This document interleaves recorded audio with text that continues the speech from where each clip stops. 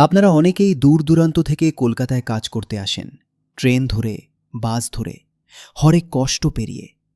কখনো কি এমন পরিস্থিতিতে পড়েছেন যেখানে কোনো কারণে শেষ ট্রেনটি ধরতেই হয়েছে, আর ট্রেনটি কয়েকটা স্টেশন পার হওয়ার পর হঠাৎ দেখলেন আপনি ছাড়া আর কেউ নেই কামরায়? এরপর কিছু দূর গিয়ে ট্রেনটি ফাঁকা মাঠের মাঝে থেমে গেল, আর আচমকাই সব আলো নিভে গেল। এই ধরনের পরিস্থিতিতে কেউ কি কখনো পড়েছেন? যদি পড়ে থাকেন, তাহলে সেই সময় মনের অবস্থাটা কেমন ছিল? নিশ্চয়ই খুব একটা আনন্দের ছিল না।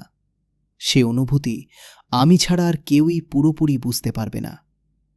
এই কথাগুলো বলার কারণ একটা পরিবেশ তৈরি করা, যাতে আমি যখন আমার নিজের এমনই একটি অভিজ্ঞতার কথা বলবো, তখন তা আপনাদের বুঝতে সুবিধা হয়।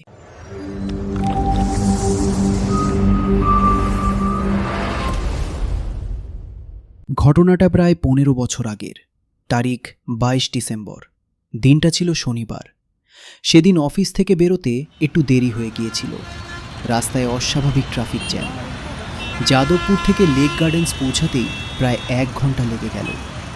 সেখান থেকে হাওড়া স্টেশনে এসে পৌঁছালাম তখন রাত 11:40।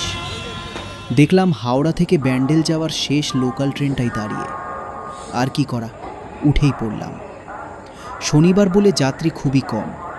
আমার চাকরি জীবনে এই প্রথম শেষ ট্রেনে ওঠা। সামনের দিকের একটা কামরায় গিয়ে বসলাম। কামরায় তখন 2-1 লোক আর এক হকার ছিল। ট্রেনের ঠান্ডা বাতাস যাতে সরাসরি না লাগে, তাই জানলার ঠিক উল্টো দিকে গিয়ে বসলাম। কিন্তু ট্রেন ছাড়ার নামই নেই।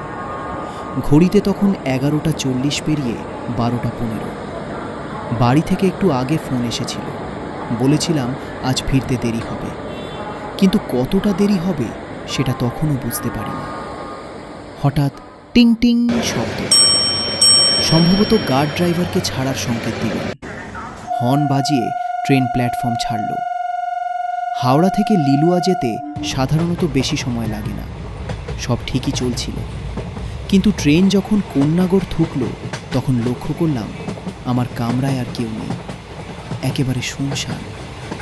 ট্রেন হু হু করে ছুটছে। জানলার ফাঁক গলে আসা ঠান্ডা বাতাসে শরীর কাঁপছে।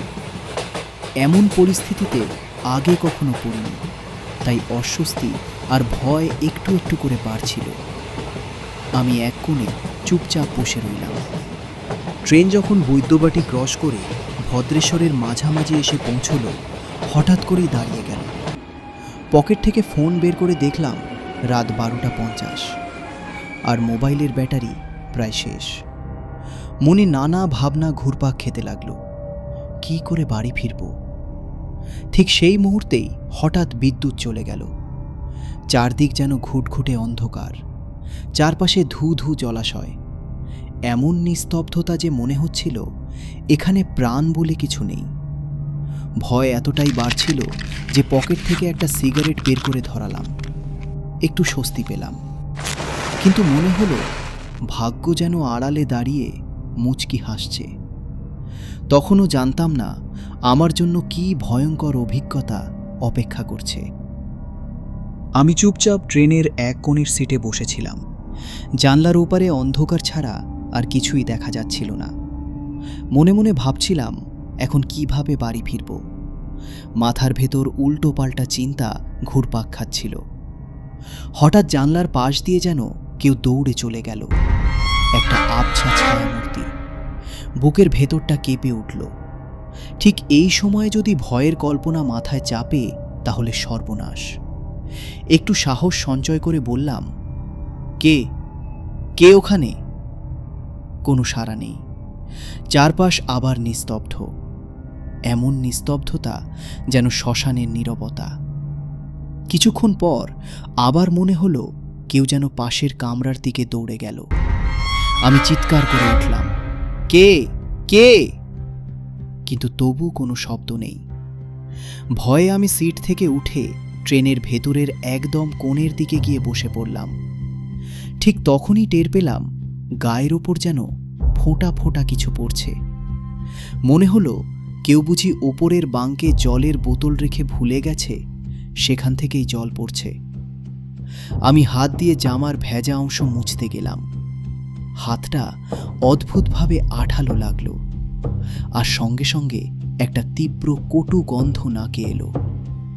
কি ব্যাপার বুঝতে পকেট থেকে মোবাইল বের করলাম, কিন্তু মোবাইল বন্ধ। হাত কাঁপতে কাঁপতে দেশলাই বের করলাম।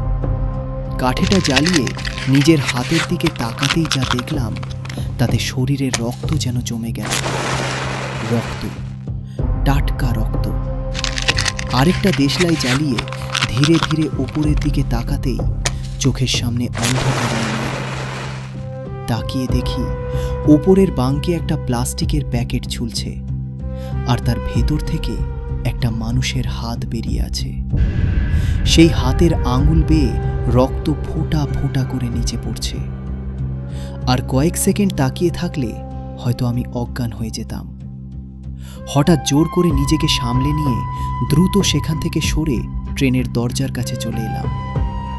ফাঁক দিয়ে উঁকি মেরে চারপাশ দেখলাম, কেউ নেই, একেবারে নিঃশব্দ। আমি কি করব, কোথায় যাব, এই ভাবনায় যখন দিশেহারা, তখন হঠাৎ জানলার কাছে ঠক ঠক শব্দ। আমি ভয়ে তাকাতে পারছিলাম না। কিছুক্ষণ পর আবার সেই শব্দ। এবার একটু সাহস করে ঘুরে তাকালাম। জানলার বাইরে দাঁড়িয়ে আছে একটি নারী মূর্তি, আমার দিকে স্থির দৃষ্টিতে তাকিয়ে, চোখ মুখে প্রচণ্ড রাগ আর গভীর যন্ত্রণার ছাপ। আমার শ্বাস বন্ধ হয়ে আসছিল। কাঁপা গলায় বললাম, আপনি কে? কোনো উত্তর নেই। তখনই খেয়াল করলাম সে একটি শাড়ি পরা, আর ঠিক তখনই আমার মাথায় একটা কথা বজ্রপাতের মতো আঘাত করল। ট্রেনের জানলা আর মাটির দূরত্ব তো অনেক, তাহলে এভাবে জানলায় মুখ এনে তাকানো কিভাবে সম্ভব? বুঝতে আর বাকি রইল না। আমি বরফের মতো জমে গেলাম। মাথা কাজ করা বন্ধ করে দিল। শুধু তার দিকে তাকিয়ে রইলাম। দেখি সে ধীরে ধীরে একটি হাত তুলে ইশারা করছে। বুঝতে পারলাম সে আমাকে কিছু দেখাতে চাইছে। তার হাতের ইশারা অনুসরণ করে তাকালাম সেই প্লাস্টিকের প্যাকেটের দিকে, যার ভেতরে রাখা বিচ্ছিন্ন হাতটি। সে যেন সেই হাতটি ইতি চাইছে। আমি তখন আর নড়তে পারছি না। পাথরের মূর্তির মতো বসে রইলাম। চারপাশে শুধু অন্ধকার, রক্তের গন্ধ। কিছুক্ষণ পর হঠাৎ যেন চারদিক থেকে কুকুর আর শেয়ালের ডাক ভেসে উঠল। সেই হাহাকারী শব্দের মাঝখান দিয়ে আসছিল এক অদ্ভুত আবছা আওয়াজ, একজন নারীর কণ্ঠস্বর।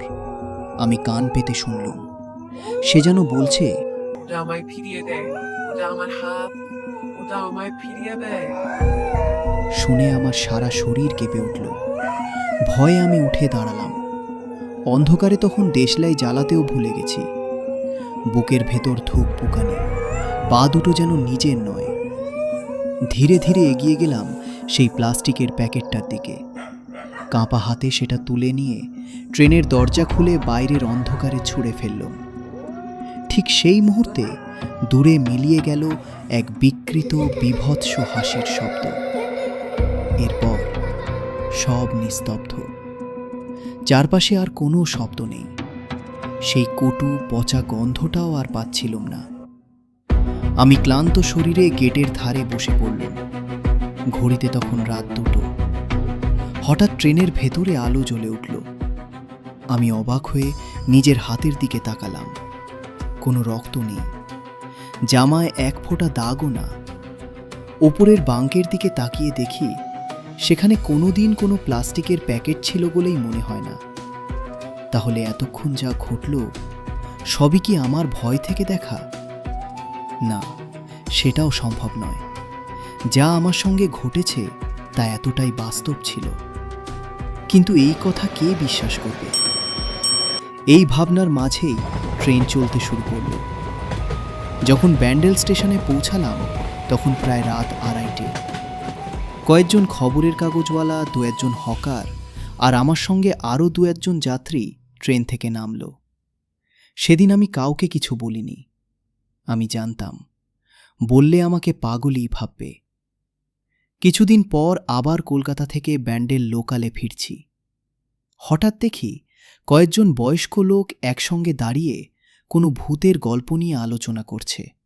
তাদেরই একজন কথা বলতে বলতে বলল, প্রায় 10 বছর আগে নাকি শেষ ব্যান্ডেল লোকালে বৈদ্যবাটি স্টেশন ছাড়ার পর কিছু ছিনতাইবাজ ট্রেনে ওঠে।